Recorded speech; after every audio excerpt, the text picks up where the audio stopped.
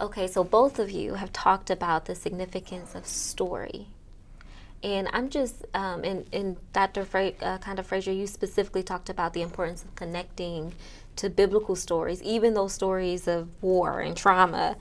For youth ministers who are really eager to know how to do this, how do they connect their young people to these stories that are even sometimes very difficult for us to navigate and, to understand?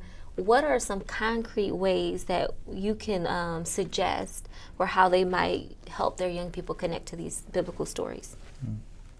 So I think for me personally and many of my time have inherited a gospel of information.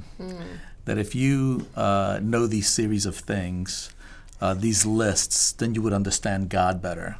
Then your life would get better, etc. And so you do things like memorize Bible verses all the way to understanding God just in a systematic way. Mm-hmm. There's no mystery. There's no vagueness. We have the answers to everything, etc.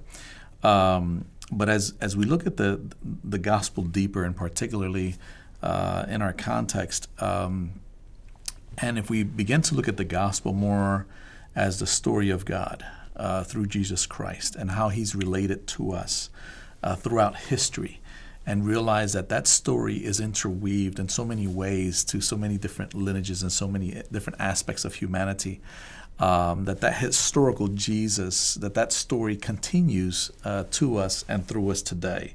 Mm-hmm.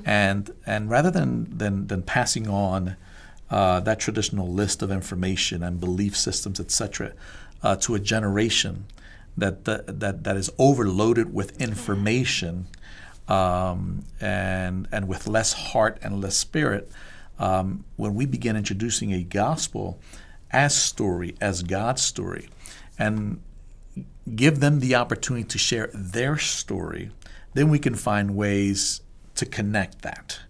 And some practical things may be as simple as taking time out with young people. I always say it's about not just a quantity time, because then we've moved from quantity time to quality time. Mm-hmm. I think it's both. It's a lot of quality time in quantitative ways, in many ways. And so maybe listening more to their stories, and then find glimpses of God's image in those stories, God's present throughout their life, when they could have gotten killed and they didn't, when they could have done something wrong and they chose to do what is right. Sometimes that's not enough for us as leaders. And I think we need to appreciate the goodness, as small as it may be. And I think that's what brings life to life, if you will. It is the story that continues through us, and then have them find ways to participate in that story and say, you're not beginning now. Yeah. Already since the foundation of the earth, your story was begun. And here's the ways in which, from what I hear from you, God has been present. And then to make that connection, if you will. Mm-hmm. At the college, everyone has to take a Bible course.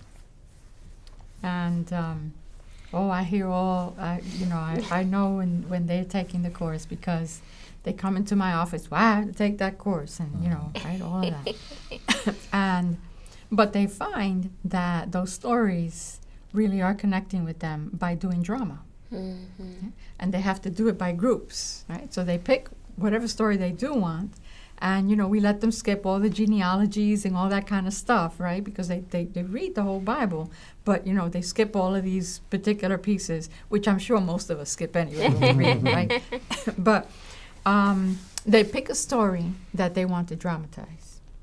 And when they're working on that story, and they're working on saying their parts and all of that, they start getting into the story differently, because we say to them, you have to become that character.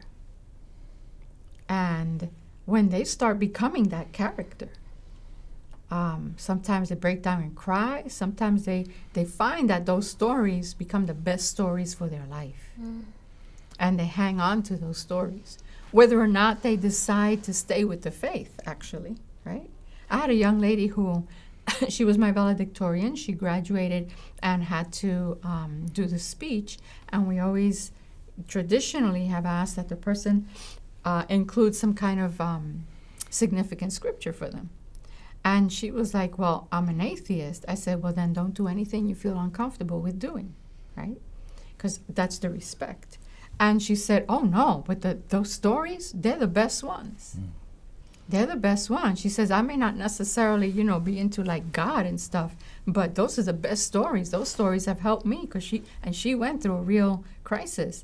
And so the stories, when they dramatize them, when they get into them from within, that does it. In another context, reflection. It's similar to how base communities interact with the gospel. They sort of sit down and they begin to reflect. And they look at that story and how it connects to their own context, right? And they begin reflecting, and they find pieces in that story that you never would have believed would have connected to them.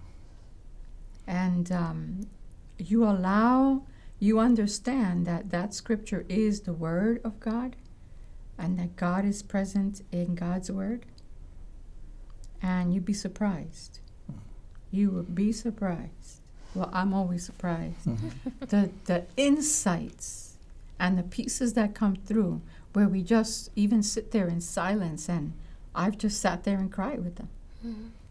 Because such depth and such presence of God is with us through the insight that comes when we're reflecting on a particular story.